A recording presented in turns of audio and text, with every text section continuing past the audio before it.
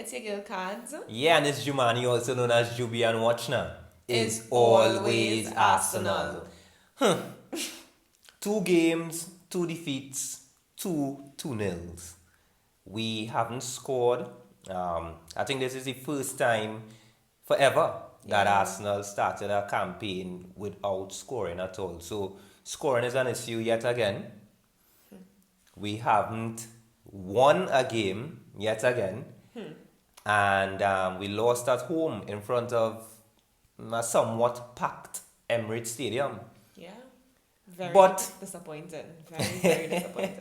But I would still say it was against the Champions League winners, Chelsea, which is a better defeat than newly promoted Brentford. Yeah. You know what I mean? I didn't really expected a win, but I expected much more energy than we produced in that game. What you think? Yeah, sadly, I didn't expect a win, but I still had a draw in favor, and I was very disappointed as always. It seems like this is always the trend, and Because it's always Arsenal. yeah, You know what I mean? But it was a bit too lackluster. Saka, of course, is unfit. I would Clearly. defend him in that sense. He definitely cannot last more than 45 minutes. And the two goals, I would blame the left side, Saka and Tierney. I think Tierney, and even Ateta, I think they should have worked out that Chelsea is attacking us on the right side and we need to lock up shop. You know what I mean? Tierney, although he is very influential going forward, it was a situation where Tierney needed to sit back and Saka also needed to give him that support yeah, defensively. the support was lacking from Saka, and that made it a bit complicated for Tierney. Yeah, because Reece James was always free basically. Always. And quite ironically, you know, when we played Chelsea and we defeated them, Tierney was doing the total opposite. As in, Tierney was pressing Chelsea's right side and Reece James was under pressure. He even fouled him and committed a penalty. You know what I mean? So they flipped the script on us. But Chelsea's way more methodological in their approach to the game. People are questioning Arteta's approach, and he always One- loses. Once again, his strategy going forward in the games just not being shown up. Yeah. It's a bit hard to watch Arsenal play, and every second, every minute, you're wondering what is the actual strategy.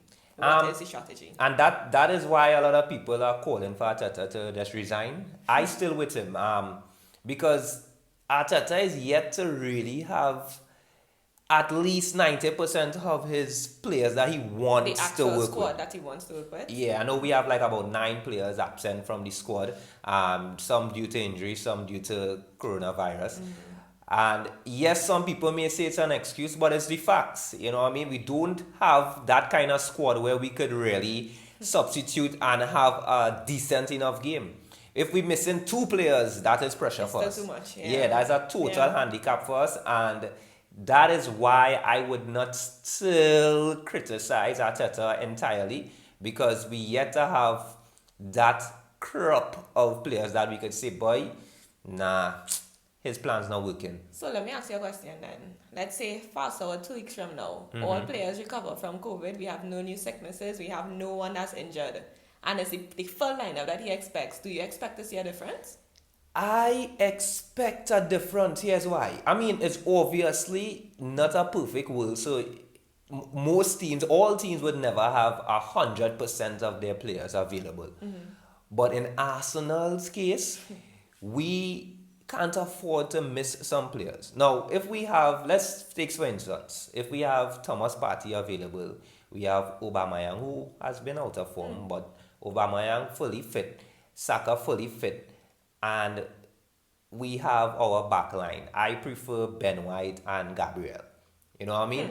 Yeah. Okay. Alongside Tierney, and well, That's the right back situation is kind of real dicey. But let's just say we have 3/4 of our players that we hands down know deserve to start. I think he can execute our plan. I find Pepe has been performing really Yeah. well.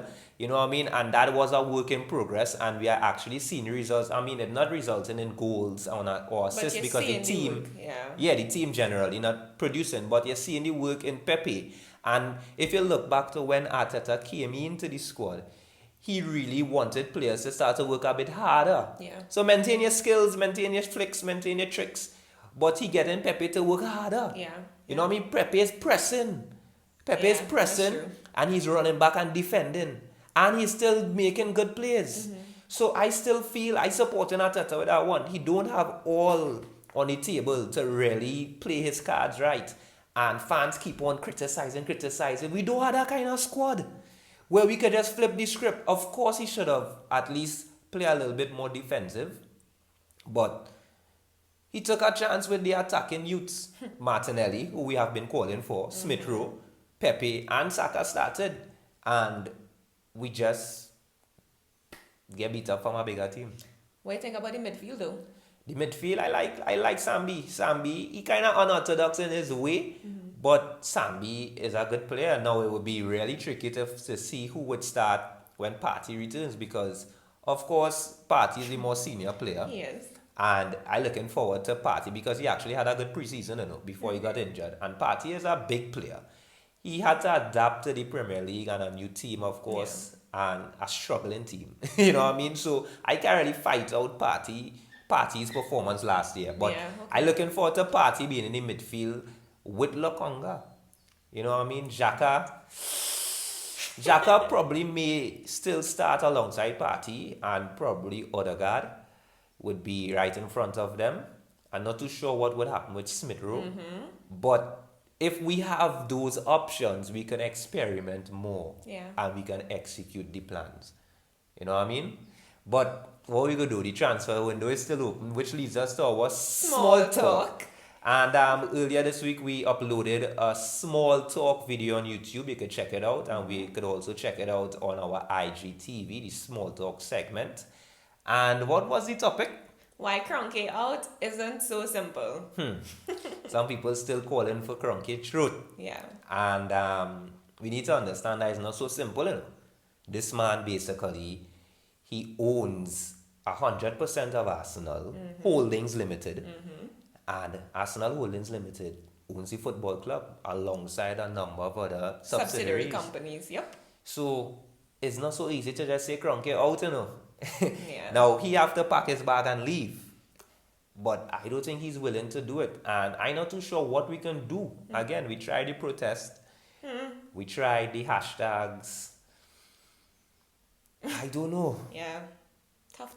It's tough. So, I mean, Arsenal would always be Arsenal. We are always on the tongues of people. And I feel like those two games that we lost, and then we have to face Manchester City, I think it's a good thing it come at the beginning of the season. At least we have a midweek game against West Brom in the Carabao Cup. Hopefully we can get some confidence with a victory there and go into the Chelsea game with at least a little bit more energy.